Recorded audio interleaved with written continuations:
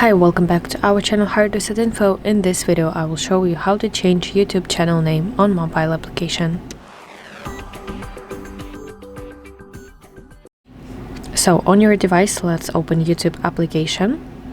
Now in the bottom right, let's tap your profile picture, and here you will see button View Channel. Let's tap it, and now let's tap this pencil icon, which is editing mode.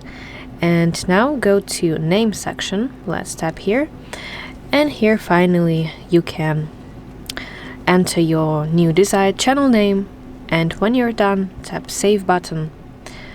And please note that you can change your channel name twice in 14 days. So that's it. Thank you for watching. If you found this video helpful, please like it and subscribe to our channel to see more content like this.